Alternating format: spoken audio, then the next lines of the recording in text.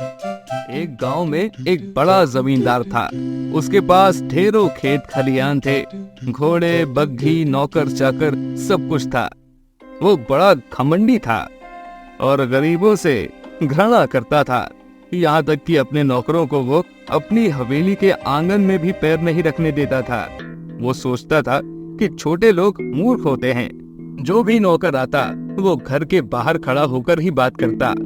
नौकर उसके इस व्यवहार से बहुत दुखी थे। वे भी मौका लगते ही जमींदार का नुकसान कर दिया करते थे, मेहनत से काम नहीं करते थे और खेतों में समय खराब करते थे। उन्हीं दिनों जमींदार ने एक नया नौकर रखा। उसे जब जमींदार की हकीकत पता चली तो उसे बड़ा दुख हुआ, मगर उसने मजदूरों को भी डांटा। सही ढंग से काम न करके तुम मालिक का नहीं अपना ही नुकसान करते हो। हमें मालिक को रास्ते पे लाना होगा। उसकी बात सुनकर सारे नौकर हंस पड़े। अरे हंसो मत, दरअसल हम डरपोक हैं, इसलिए मालिक का अत्याचार सहते हैं। अगर इंसान में बुद्धि हो तो वो सब कुछ कर सकता है। जिस मालिक के विषय में तुम लोगों का कहना है कि वो हमसे नफरत करता है, अगर तुम कहो तो अपनी चतुराई से मैं उसी मालिक के साथ बैठकर खाना खाकर दिखाऊं। अरे हवाई लाल, क्यों हवा में बात कर रहे हो? अगर तुम्हें विश्वास नहीं है तो लगाओ शर्त, हवाई लाल ने कहा। यदि मैं तुम्हें कल मालिक के साथ बैठकर खाना खाकर दिखाऊं तो तुम मुझे क्या दोगे? हम सब मिलकर तुझे 500 रुपए देंगे। 500। बिन्नू ने कहा। क्यों भाइयों? अरे हाँ ठीक है, ठीक है। अगले दिन दोपहर के भोजन के समय हवाई लाल मालिक के घर पहुंचा। उसे देखते ही चौकीदार बोला, चल भाग यहाँ से। अरे भाई चौकीदार, मुझे मालिक से एक जरूरी बात करनी है। ना मुझे बताओ, क्या बात है? तुम्हें नहीं, वो बात सिर्फ मालिक को ही बताई जा सकती है। अगर तुमने मुझे मालिक से नहीं मिलने दिया तो सोच लो कि नफे नुकसान के मालिक तुम होगे। ये सुनकर चौकीदार डर गया और भागा भागा मालिक के पास पहुंचा। उल्टे पैर ही वो वापस आया और बोला कि चलो, मालिक तुम्हें बुला रहे हैं। हवाई लाल अंदर गया तो मालिक ने उससे पूछा, क्यों हवाई लाल, क्या बात है? जमींदार आंगन में ही एक शानदार कुर्सी पर बैठा था। हवाई लाल ने हिचकिचाते हुए चौकीदार की तरफ देखा तो उसका आशय समझकर जमींदार बोला, अरे हिचको मत, ये अपना ही आदमी है। मगर क्षमा करें मालिक, दरअसल।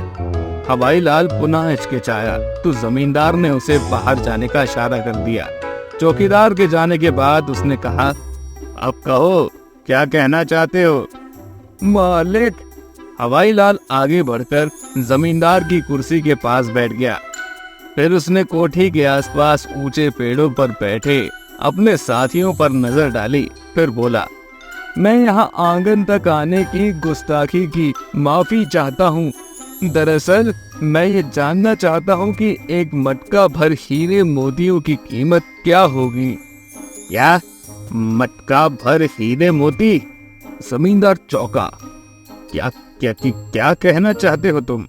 मालिक, मैं ये जानना चाहता हूँ कि मटका भर हीरे मोती कितने के होंगे। हीरा लाल ने फिर धीरे से पूछा तो जमींदार को लगा कि शायद हीरा लाल को कहीं गड़ा खजाना मिल गया है। अतः उसने सोचा कि इसे 1500 रुपए देकर हीरे मोतियों से भरा वो मटका हथिया लेना चाहिए। यही सोचकर उसने पूछा, ये सब तुम क्यों पूछ रहे हो? क्या बात है, सच सच बताओ। मनसुख ने एक गहरी सांस ली और उठकर खड़ा हो गया और बोला, मालिक, अगर आपको मालूम नहीं है तो कोई बात नहीं, मैं बाजार जाकर किसी जौहरी से पूछ लूंगा। मैं तो ये सोचकर आया था कि शायद आपको मालूम होगा। खैर कोई बात नहीं, मुझे बहुत तेज भूख लगी है। घर जाकर पहले मैं खाना खाऊंगा, फिर बाजार जाऊंगा। मामला हाथ से निकलते देख जमींदार सकपकाया और जल्दी से कुर्सी से उठकर उसने उसका हाथ थाम लिया और बोला, अरे कहाँ जाता है? ज्यादा भूख लगी है तो यही खाना खा ले, मैं अभी तेरे लिए बढ़िया सा खाना मंगवाता हूँ। कहाँ जाएगा यार, बैठ यहीं पे। ये कहकर जमींदार ने नौकरों को खाना लाने का आदेश दिया। ये खाने का समय तो था ही, अतः उसने सहन में ही एक मेज पर अपने और हवाई लाल के लिए खाना लगवा लिया। दरअसल वो लालच में अंधा हो गया था। उसे तो अब केवल हीरे मोतियों से भरा मटका ही दिखाई दे रहा था। तुरंत फुरत खाना लग गया। मेज के एक कोने पर जमींदार बैठा और दूसरे पर हवाई लाल। दोनों खाना खाने लगे। भोजन बड़ा ही स्वादिष्ट था। देसी घी में बनी सब्जियां, दालें, चावल, रायता, सलाद, पापड़ और खीर भी। ऐसे भोजन की तो हवाई लाल कल्पना ही कर सकता था, मगर आज वो अपनी चतुराई से ऐसा भोजन खा भी रहा था। उसने छक कर खाया। वाह वाह वाह, बड़ा ही स्वादिष्ट भोजन है। हम गरीब तो ऐसा भोजन सपने में ही खाते थे। आप बड़े दयावान हैं मालिक। वो तो सब ठीक है, उतावला होकर जमींदार बोला। तू उस मटके की बात बता। तू ऐसा कर कि वो मटका मुझे लाकर दे दे, मैं तुझे 500 रुपए दे दूंगा। नहीं नहीं मालिक, वो मटका तो, अरे 1000 ले लेना बस। अब जाओ और उठाकर मटका लेकर आओ। आप मेरी बात तो सुने अन्नदाता, वो मटका। अब जमींदार ने थोड़ा सख्त होकर बोला, अगर अब भी तुझे पैसे कम लग रहे हैं तो मैं 2000 दे दूंगा। अब बिना कुछ कहे जा और मटका लेकर आ।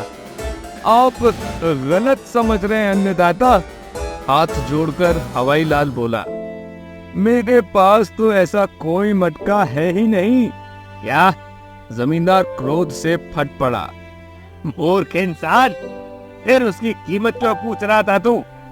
जमींदार ऐसे हो गया जैसे सचमुच उसका मटका भर हीरे मोतियों का नुकसान हो गया हो। मालिक, मैं तो बस यूं ही जानना चाहता था कि यदि किसी के पास मटका भर हीरे मोती हो तो वो कितना अमीर होगा। हवाई लाल ने भोलेपन से उत्तर दिया। ओफ!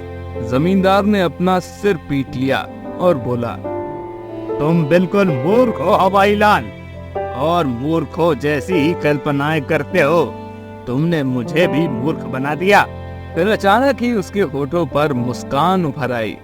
उसे मुस्कुराते देखकर हवाई लाल की हिम्मत बढ़ गई और वो मुस्कुराते हुए बोला, मालिक, हम गरीब लोगों की भी कुछ इच्छाएं होती हैं, जैसे आप बड़े लोग सपने देखते हैं। दरअसल आपके व्यवहार से हम सभी लोग डरे रहते हैं, मगर कल हम लोगों के बीच शर्त लगी और मैंने बाकी लोगों से कहा कि अपनी बुद्धि शक्ति से मैं न केवल मालिक के घर में दाखिल होऊंगा बल्कि उनके साथ खाना भी खाऊंगा। इस प्रकार हवाई लाल ने उसे पूरी बात बता दी। हवाई लाल की बुद्धिमत्ता देखकर जमींदार बेहद खुश हुआ और बोला, हवाई लाल, आज तुमने मेरी आंखें खोल दी। मैं तो समझता था कि संसार में हम पैसे वाले ही बुद्धिमान होते हैं। मैं तुमसे बेहद प्रसन्न हूँ हवाई लाल। तुम शर्त तो जीत ही चुके हो, मेरी तरफ से इनाम पाने के हकदार भी हो। ये लो, ये 500 रुपए मेरी तरफ से रखो, ये तुम्हारी चतुराई का इनाम है। मालिक, हम आपके सेवक हैं, हमें इनाम नहीं आपकी कृपा चाहिए। मालिक, आप यदि हम पर मेहरबानी ही करना चाहते हैं तो ये करें कि हमारे बच्चों के लिए स्कूल खुलवा दें, ताकि वे भी पढ़ लिख कर अपना जीवन सुधार ले। हवाई लाल की बात सुनकर जमींदार बेहद खुश हुआ और उसने उसी समय गांव में पाठशाला और एक छोटा सा अस्पताल बनवाने की भी घोषणा कर दी। उसका व्यवहार बदल गया। अब वो मजदूरों से दोस्तों जैसा व्यवहार करता था। सच है, बुद्धिमान व्यक्ति की हर जगह कद्र होती है। दोस्तों, अगर वीडियो अच्छी लगी हो तो लाइक एंड शेयर जरूर करें और हमारे चैनल को सब्सक्राइब करके बेल आइकन को जरूर से दबा दें। धन्यवाद।